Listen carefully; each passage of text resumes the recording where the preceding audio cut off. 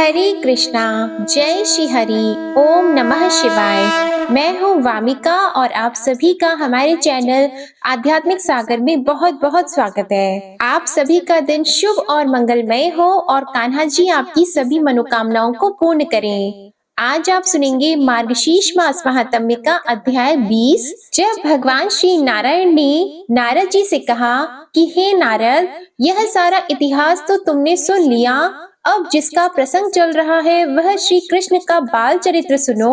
तब श्री नारायण कहते हैं, यह श्री कृष्ण की बाल लीला पद पद में नई नई प्रतीत होती है। पूर्वोक्त दानवेंद्रों का वध करके श्री कृष्ण ग्वाल बालों के साथ गोकुल में अपने घर को गए, जो कुबेर भवन के समान समृद्धिशाली था। वहां बालकों ने प्रसन्नता पूर्वक सब लोगों से वन में घटित घटनाओं की बातें बताई। यह सुनकर सब लोग चकित रह गए, किंतु नंद जी को बड़ा भय हुआ। उन्होंने वृद्ध गोपों तथा बड़ी बूढ़ी गोपियों को घर पर बुलवाया और उन सब के साथ समयोचित कर्तव्य का विचार करके उक्त संकट से बचने के लिए उपाय ढूंढा। उपाय निश्चित करके गोपराज उस स्थान का त्याग कर देने को उद्यत हो गए। मुने, उन्होंने उसी क्षण सबको वृंदावन में चलने की आज्ञा दी। नंद जी की आज्ञा को सुनकर सब लोग वहां जाने को तैयार हो गए।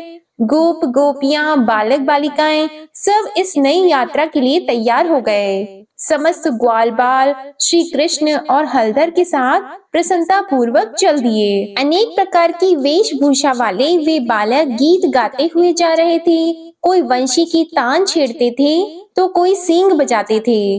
किन्हीं के हाथों में करताल थे। कुछ लोगों ने अपने हाथों में वीणा ले रखी थी। किन्हीं के हाथों में षड्यंत्र थे तो किन्हीं के सिंगे। कुछ गोप बालकों ने अपने कानों में नए पल्लव पहन रखे थे। कितनों ने अध खिले कमल और दूसरे दूसरे फूल धारण कर रखे थे। किन्हीं के हाथों में फूलों के नए नए गजरे थे तो कुछ लोगों ने घुटनों तक लंबी वनमाला गले में डाल रखी थी। कुछ बालकों ने पल्लवों तथा फूलों से अपनी चोटियां सजा रखी थी। विप्रवर सब ग्वाल बाल तरुण अवस्था वाली गोपियों के यूथ और बड़ी बूढ़ी गोपियों की अपार संख्या थी। मुने, श्री राधा की जो सुशीला आदि सहेली गोपियां थीं, वे नाना प्रकार के अलंकारों से विभूषित होकर बड़ी भव्य दिखाई देती थीं। दिव्य वस्त्र धारण कर हर्ष से मुस्कुराती हुई वे सब की सब वृंदावन की ओर चलीं। कोई शिबिका पर सवार थी तो कोई रथ पर। राधिका देवी रत्नमय अलंकारों से विभूषित होकर स्वर्णमय उपकरणों से युक्त रथ पर बैठकर उन सब सहेलियों के साथ यात्रा कर रही थी। यशोदा और रोहिणी जी भी रत्नमय अलंकारों से अलंकृत होकर स्वर्णमय उपकरणों से सुसज्जित रथ पर चढ़कर जा रही थीं। नंद, सुनंद, श्री दामा, गिरी भानु, विभाकर, वीर भानु और चंद्र भानु ये प्रमुख गोपगण हाथी पर बैठकर सानंद यात्रा कर रहे थे। श्री कृष्ण और बलदेव दोनों भाई रत्न निर्मित आभूषणों से सुसज्जित होकर स्वर्णमय रथ पर बैठकर बड़े हर्ष के साथ वृंदावन की ओर जा रहे थे। कोटि कोटि बूढ़े और जवान गोप उस यात्रा में सम्मिलित थे। कोई घोड़े पर सवार थे, कोई हाथियों पर बैठे थे और कितने ही रथ पर चढ़कर यात्रा करते थे। नंद के सेवक उद्यत गोपगण बड़े हर्ष के साथ चल रहे थे। उनमें से कुछ लोग बैलों पर सवार थे। वे सब के सब संगीत की तान में लीन थे। राधिका की दूसरी दूसरी दासियां बहुत बड़ी संख्या में यात्रा कर रही थीं। उनके मन में बड़ा उल्लास था। मुख पर मंद मुस्कान की छटा छा रही थी और वे सब की सब सोने के गहनों से सजी थी। उनमें से कितनों के हाथ में सिंदूर थे, कितने ही काजल लेकर चल रही थी। किन्हीं के हाथों में कंदुक थे तो किन्हीं के पुतलियां। कुछ सुंदरी दासियां अपने हाथों में भोग द्रव्य और क्रीड़ा द्रव्य लेकर चल रही थी। किन्हीं के हाथों में वेश रचना की सामग्री थी तो किन्हीं के हाथों में फूलों की मालाएं। कुछ गोपियां हाथों में वीणा आदि वाद्य लेकर सानंद यात्रा कर रही थीं। कुछ अपने साथ अग्नि शुद्ध दिव्य वस्त्रों का भार लिए चल रही थीं। कितनी ही चंदन, अगरू, कस्तूरी और केसर का द्रव्य लेकर जा रही थी। मुने, वृंदावन में पहुंचकर सबने उस गृह शून्य को देखा।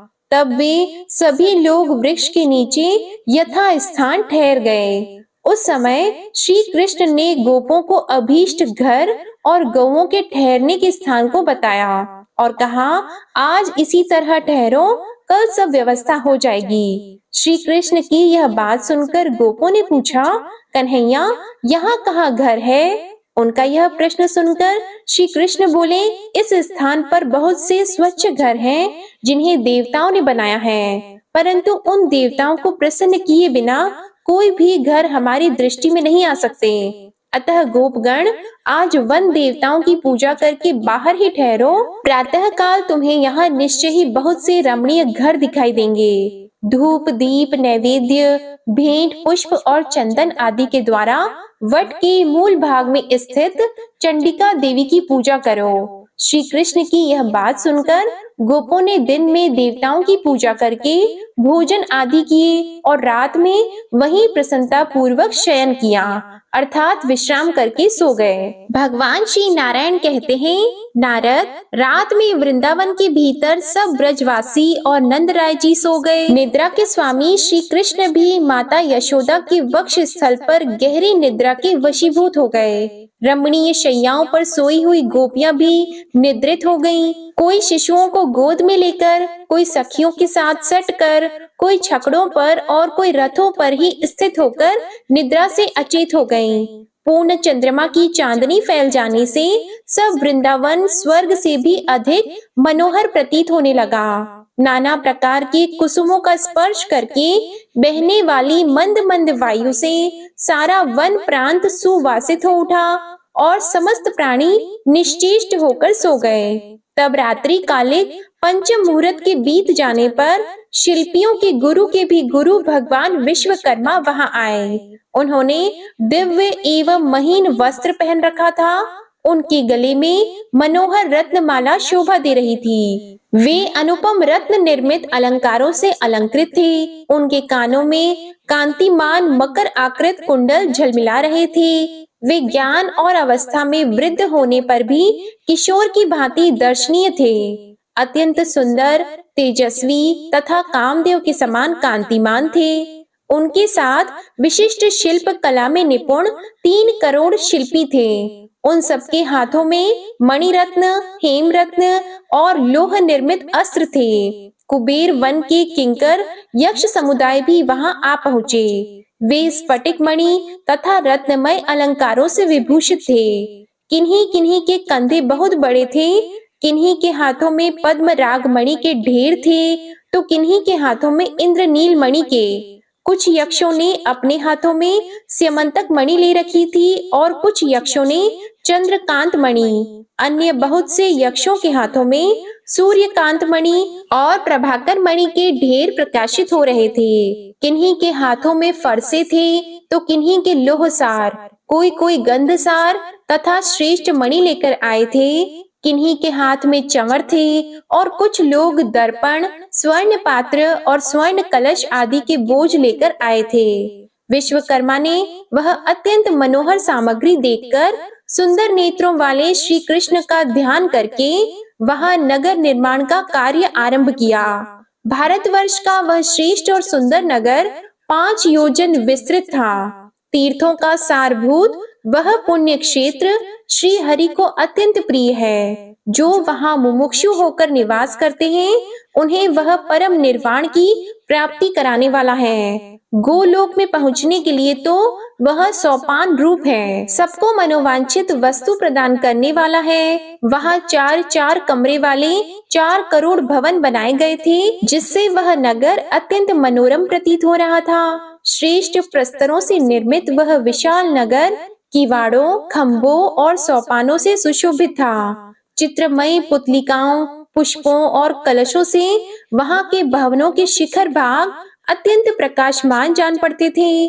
पर्वतनीय प्रस्तर, खंडों से निर्मित वेदिकाएं और प्रांगण उस नगर के भवनों की शोभा बढ़ा रहे थे। प्रत्येक घर में यथा योग्य बड़े छोटे 2 दरवाजे थे। हर्ष और उत्साह से भरे हुए देव शिल्पी ने स्फटिक जैसी मणियों से उस नगर के भवनों का निर्माण किया था। उसमें गोपों के लिए यथा स्थान और यथा योग्य निवास स्थान बनाकर विश्वकर्मा ने वृषभानु गोप के लिए पुनः रमणीय भवन का निर्माण आरंभ किया।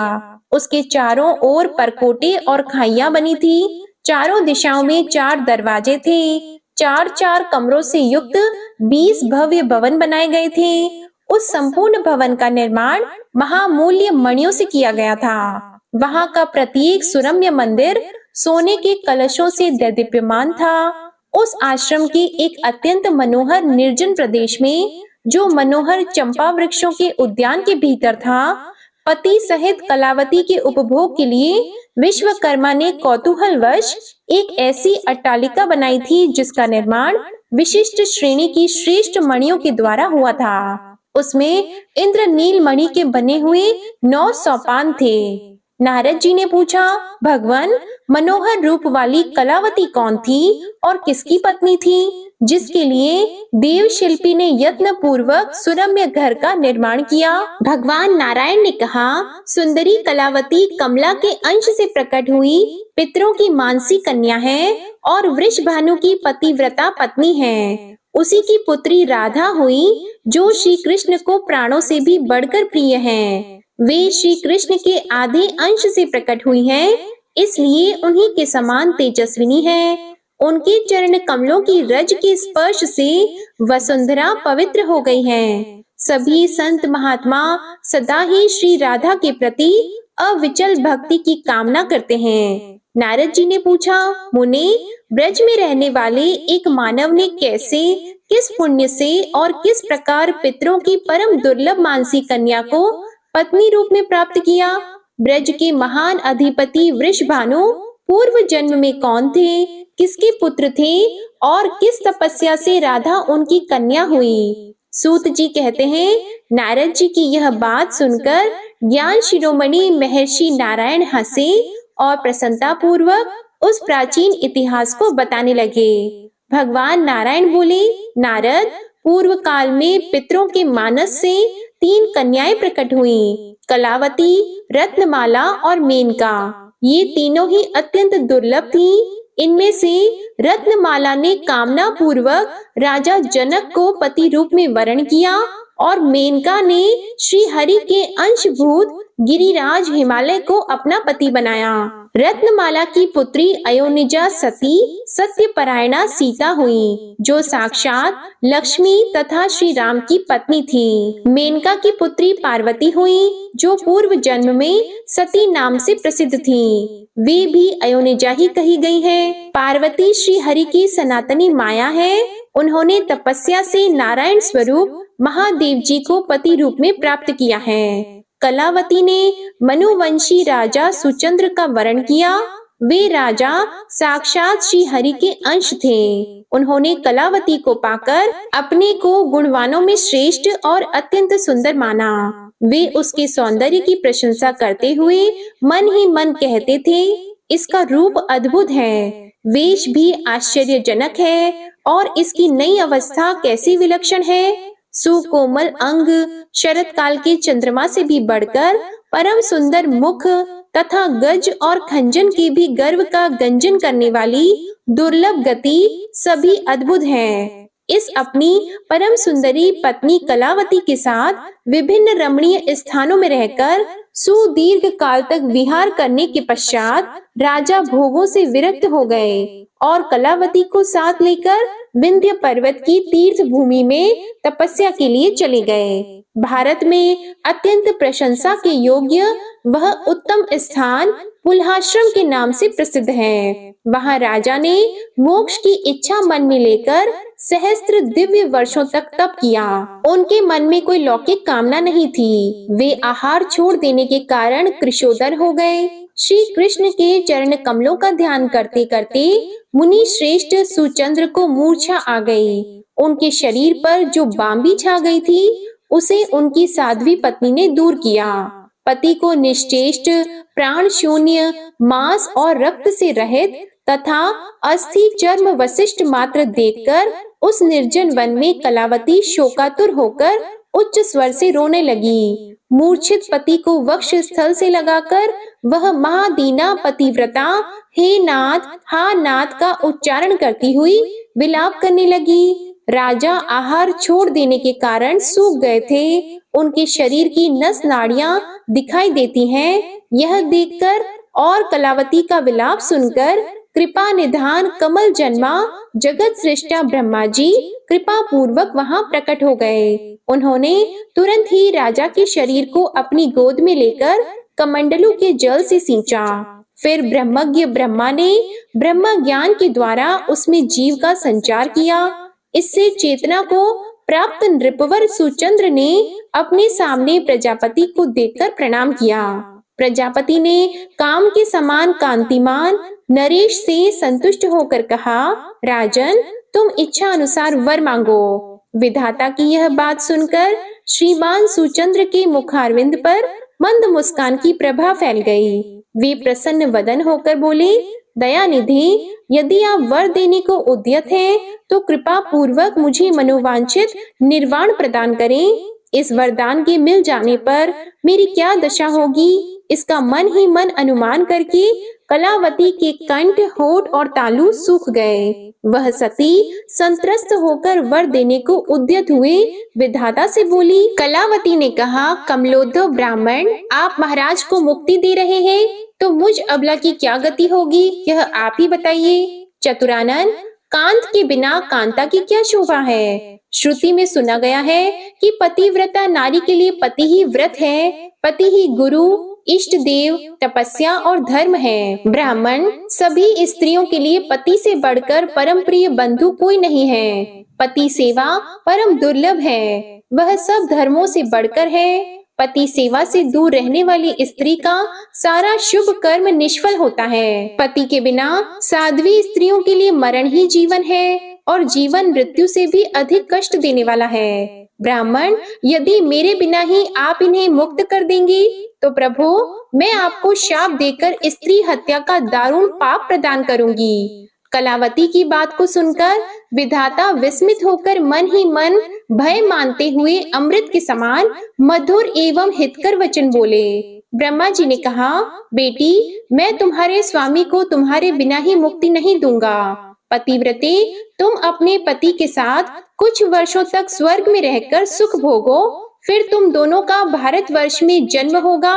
वहाँ जब साक्षात सती राधिका तुम्हारी पुत्री होंगी, तब तुम दोनों जीवन मुक्त हो जाओगे और श्री राधा के साथ ही गोलोक में पधारोगे। नृपश्रेष्ठ, तुम कुछ काल तक अपनी स्त्री के साथ स्वर्गीय सुख का उपभोग करो। यह स्त्री साध्वी एवं सत्व गुण से युक्त है, तो मुझे शाप न देना, क्योंकि श्री कृष्ण के चरणाविंदों में चित्त लगाए रखने वाले जीवन मुक्त संत समदर्शी होते हैं। उनके मन में श्री हरि के दुर्लभ दास्य भाव को पाने की इच्छा रहती है, वे निर्वाण नहीं चाहते। ऐसा कहकर उन दोनों को वर देकर विधाता उनके सामने खड़े रहे। वे दोनों उन्हें प्रणाम करके स्वर्ग की ओर चल दिए। फिर ब्रह्मा जी भी अपने धाम को चले गए। तदंतर वे दोनों दंपति समय अनुसार स्वर्गीय भोगों का उपभोग करके भारतवर्ष में आए, जो परम पुण्यदायक तथा दिव्य स्थान है। ब्रह्मा आदि देवता भी वहां जन्म लेने की इच्छा करते हैं। सुचंद्र ने गोकुल में जन्म लिया और वहां उनका नाम वृषभानु हुआ। वे सुरभानु के वीर्य और पद्मावती के गर्भ से उत्पन्न हुए। उन्हें पूर्व जन्म की बातों का स्मरण था। वे श्री हरि के अंश थे और जैसे शुक्ल पक्ष में चंद्रमा बढ़ते हैं, उसी प्रकार ब्रज धाम में प्रतिदिन बढ़ने लगे। धीरे धीरे वे वज्र के अधिपति हुए। उन्हें सर्वज्ञ और महायोगी माना गया है। उनका चित्त सदा श्री हरि के चरणाविंदों के चिंतन में ही लगा रहता था। वे उदार, रूपवान, गुणवान और श्रेष्ठ बुद्धि वाले थे। कलावती कान्यकुब्ज देश में उत्पन्न हुई। वह भी अयोनिजा, पूर्व जन्म की बातों को याद रखने वाली महासाध्वी, सुंदरी एवं कमला की कला थी। कान्यकुब्ज देश में महापराक्रमी नृपश्रेष्ठ भनंदन राज्य करते थे। उन्होंने यज्ञ के अंत में यज्ञ कुंड से प्रकट हुई दूध पीती बालिका के रूप में उसे पाया था। वह सुंदरी बालिका उस कुंड से हंसती हुई निकली थी। उसकी अंग कांति तपाए हुए स्वर्ण के समान थी। वह तेज से उद्भासित हो रही थी। राजेंद्र भनंदन ने उसे गोद में लेकर अपनी प्यारी रानी मालावती को प्रसन्नता पूर्वक दे दिया। मालावती के हर्ष की सीमा न रही। वह उस बालिका को अपना स्तनपान कराने लगी। उसके अन्नप्राशन और नामकरण के दिन शुभ बेला में जब राजा सत्पुरुषों के बीच बैठे हुए थे, आकाशवाणी हुई, नरेश्वर, इस कन्या का नाम कलावती रखो। यह सुनकर राजा ने वही नाम रख दिया। उन्होंने ब्राह्मणों, याचकों और बंदीजनों को प्रचुर धन दान किया, सबको भोजन कराया और बड़ा भारी उत्सव मनाया। समय अनुसार उस रूपवती कन्या ने युवावस्था में प्रवेश किया। 16 वर्ष की अवस्था में वह अत्यंत सुंदरी दिखाई देने लगी। वह राजकन्या मुनियों के मन को भी मोह लेने में समर्थ थी। मनोहर चंपा के समान उसकी अंग कांति थी तथा मुख शरद काल के पूर्ण चंद्र की भांति परम मनोहर था। एक दिन गजराज की सी मंद गति से चलने वाली राजकुमारी राजमार्ग से कहीं जा रही थी। नंद जी ने उसे मार्ग में देखा। देखकर वे बड़े प्रसन्न हुए। उन्होंने उस मार्ग से आने जाने वाले लोगों से आदर पूर्वक पूछा, यह किसकी कन्या जा रही है? लोगों ने बताया, यह महाराज भनंदन की कन्या है। इसका नाम कलावती है। यह धन्या बाला लक्ष्मी जी के अंश से राज मंदिर में प्रकट हुई है और कौतुकवश खेलने के लिए अपनी सहेली के घर जा रही है। ब्रजराज, आप ब्रज को पधारिए। ऐसा उत्तर देकर लोग चले गए। नंद के मन में बड़ा हर्ष हुआ। वे राजभवन को गए। रथ से उतरकर उन्होंने तत्काल ही राजसभा में प्रवेश किया और राजा उठकर खड़े हो गए। उन्होंने नंद राय जी से बातचीत की और उन्हें बैठने के लिए सोने का सिंहासन दिया। उन दोनों में परस्पर बहुत प्रेमालाप हुआ। फिर नंद ने विनीत होकर राजा से संबंध की बात चलाई। नंद जी ने कहा, राजेंद्र सुनिए, मैं एक शुभ एवं विशेष बात कह रहा हूँ। आप इस समय अपनी कन्या का संबंध एक विशिष्ट पुरुष के साथ स्थापित कीजिए। ब्रज में सुरभानु के पुत्र श्रीमान वृषभानु निवास करते हैं, जो ब्रज के राजा हैं। वे भगवान नारायण के अंश से उत्पन्न हुए हैं और उत्तम गुणों के भंडार, सुंदर, सुविद्वान, सुस्थिर यौवन से युक्त, योगी, पूर्व जन्म की बातों को स्मरण करने वाले और नव युवक हैं। आपकी कन्या भी यज्ञ कुंड से उत्पन्न हुई है, अतः अयोनिजा है। त्रिभुवन मोहिनी कन्या कलावती भगवती कमला की अंश है और स्वभावतः शांत जान पड़ती है। वृषभानु आपकी पुत्री के योग्य हैं तथा आपकी पुत्री भी उन्हीं के योग्य हैं। मुनि, राजसभा में ऐसा कहकर नंद जी चुप हो गए। तब नृपश्रेष्ठ भनंदन ने विनय से नम्र होकर उन्हें इस प्रकार उत्तर दिया। इसके बाद जो कुछ भी भनंदन ने नंद जी से कहा, इसका वृतांत आप अगले अध्याय में सुनेंगे। अब आप सुनिए श्री कृष्ण चालीसा पाठ। बंशी शोभित कर मधुर, नील जलद तन श्याम, अरुण अधर जनुबिंब फल, नयन कमल अभिराम, पूर्ण इंद्र अरविंद मुख, पीतांबर शुभ साज, जय मनमोहन मदन छवि, कृष्ण चंद्र महाराज।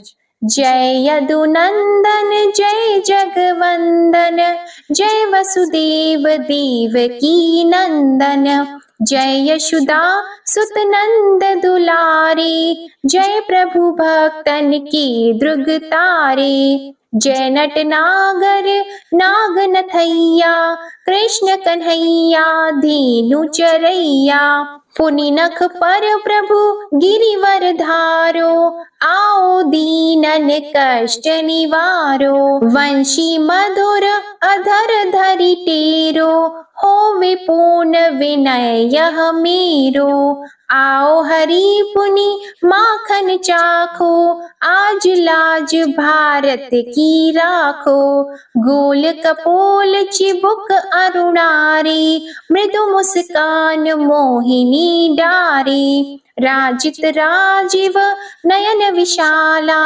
मोर मुकुट वैजंती माला, कुंडल श्रवण पीत पट आछे, कटी किंकिणी काचनि काछे, नील जलज सुंदर तनु सोहे, छबिल किशोर नर मुनि मन मोहे, मस्तक तिलक अलक घुंघराले, आओ कृष्ण बांसुरी वाले, करि पय पान पुत नहीं तारियो, अका बका का गासुर मारियो, मधुवन जलत अगिन तब ज्वाला, भय शीतल लखतहि नंद लाला, सुरपति जब ब्रज चढ़्यो साई, मूसर धार वारी वर्षाई, लगत लगत व्रज चहन बहायो, गोवर्धन नख धारी बचायो, लखी यशोदा मन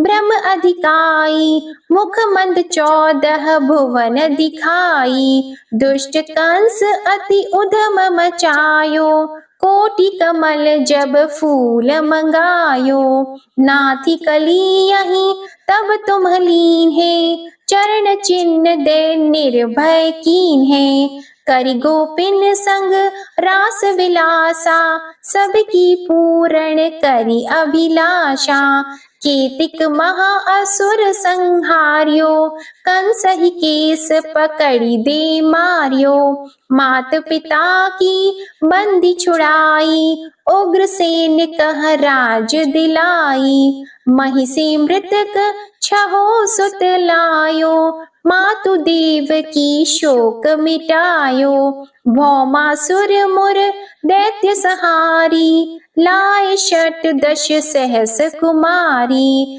देवी मही तृण चीर सहारा, जरा सिंधु राक्षस कहि मारा, असुर बकासुर आदिक मारियो, भक्तन के तब कष्ट निवार्यो, दीन सुदामा की दुख टारियो, तंदुल 3 मूठ मुख डारियो। श्री कृष्ण चालीसा समाप्त होती है। प्रेम से बोलिए भगवान श्री कृष्ण की जय। उम्मीद करती हूँ आपको आज की कथा पसंद आई होगी। अगर पसंद आए तो वीडियो को लाइक करके चैनल को जरूर सब्सक्राइब करिएगा। जय श्री कृष्णा।